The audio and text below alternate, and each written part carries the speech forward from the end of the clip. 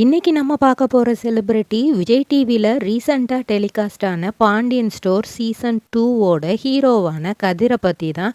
இவரை பற்றின full details தெரிஞ்சுக்கிறதுக்கு முன்னாடி சேனலை சப்ஸ்கிரைப் பண்ணாதவங்க மறக்காமல் சப்ஸ்கிரைப் பண்ணிக்கோங்க. அப்போ தான் நாங்கள் போடுற வீடியோஸ் உங்களுக்கு நோட்டிஃபிகேஷன்ஸாக வரும். வாங்க வீடியோக்குள்ளே போகலாம். கதிரோட உண்மையான பெயர் ஆகாஷ் பிரேம்குமார். இவரோட அப்பா பெயர் பிரேம்குமார். இவர் ஒரு டாக்டர்.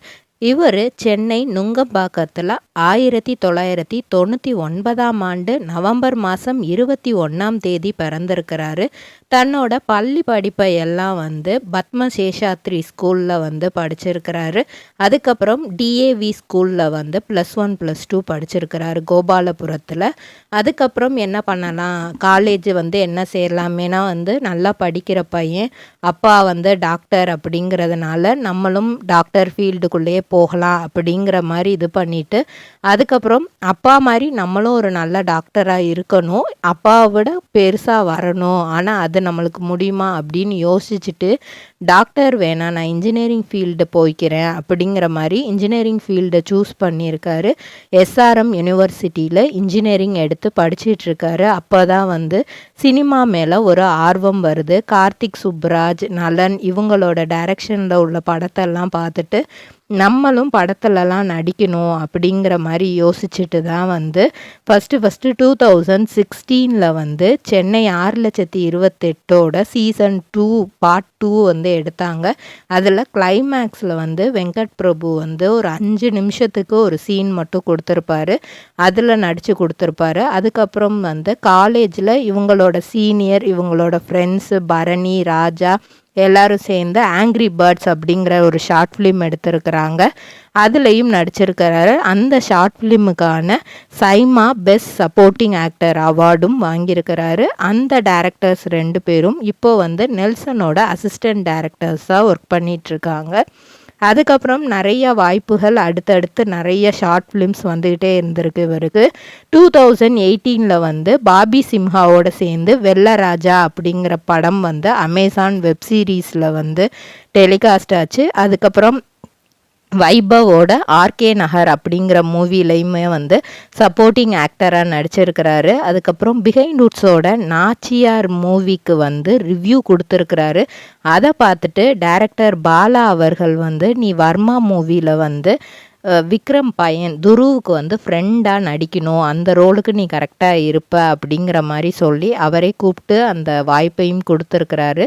ஃபுல் அண்ட் ஃபுல் படத்தோட ஸ்டார்டிங்கில் இருந்து கிளைமேக்ஸ் வரைக்கும் வர்ற மாதிரி ஒரு ரோலை கொடுத்துருக்கிறாரு. அந்த படம் இவருக்கு மிகப்பெரிய டேர்னிங் பாயிண்ட்டாக அமைஞ்சிருக்கு. அதுக்கப்புறம் 2019 சன் டிவியில் டெலிகாஸ்ட் ஆகிற கயல் சீரியல், கயலோட சைத்ரா ரெட்டியோட சேர்ந்து ஓசகாரியே அப்படிங்கிற ஒரு மியூசிக் ஆல்பம் பண்ணியிருக்கிறாங்க.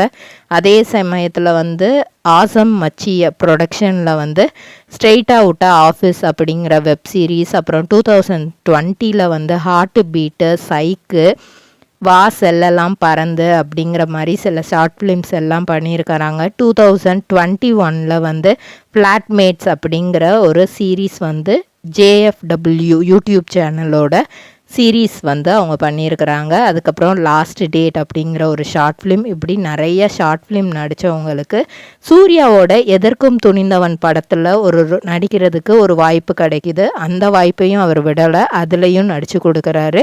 அதுக்கப்புறம் N4 அப்படிங்கிற படம் கிட்டத்தட்ட 2019 எடுக்க ஆரம்பிச்சிட்டாங்க.